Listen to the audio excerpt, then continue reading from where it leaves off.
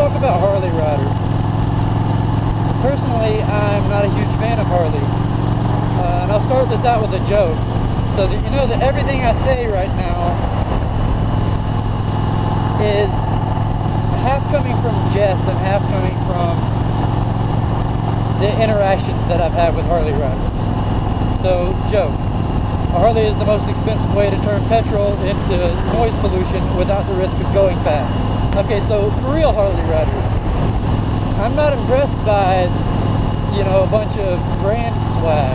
If you paid as much in t-shirts and do-rags and vests and black and orange fucking everything as you have in your bike, then it's hard for me to respect that. If you have more dollars put into your bike than you have miles on your bike, well, it's hard for me to respect that.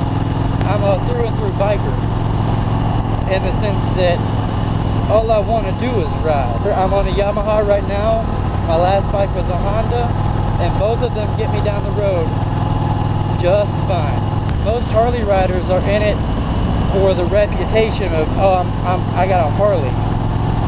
Do It With Dan that posted a video about how he had met a Harley rider that was like, that's a piece of garbage, don't even talk to me, yada yada yada, about his sport bike. And that's ridiculous. What I have a hard time respecting is people who think that a possession that they paid for makes them special. And to me, people are special in their actions.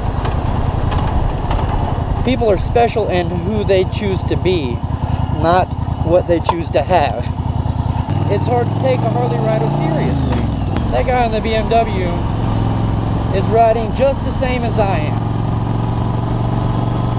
You know, the only thing that's different is the name brands, the badging that's on our bikes. But we're both out here doing the same thing, riding because we love to ride. And I had so many Harley riders tell me, oh, well, that's not a real bike, blah, blah, blah. Well, here you are on a 1200 Sportster that'll get eaten up by a 750 Honda. And my Honda cost $1,100. And here these Harleys cost $8,000, $9,000, $10,000. You're not getting an extra $8,000 worth of joy out of your bike. There's no chance of it. To look down on any man, even if they're not a biker, to look down on any man because the possessions you have versus the possessions they have is just pathetic to me on a human level. That and all the swag looks ridiculous. That might just be a personal bias because I think that people that have football team swag on all the time, you know, people who buy up their favorite NFL teams blankets and jerseys and hoodies and ball caps, all of that is sort of silly to me. There's a lot of bike manufacturers that make fantastic bikes, and there's a lot of styles of bikes that are fantastic to ride. So what if Suzuki made it, or Yamaha made it, or Honda made it? I really don't even care who the brand name is. If you're out riding and having a good time, then you've accomplished every goal of that ride. Now, to be fair, no, fuck that. I'm not going to be fair to Harley riders. Fuck Harley riders. Anybody who tells you that their brand of motorcycle is better than somebody else's is caught up in the wrong thing.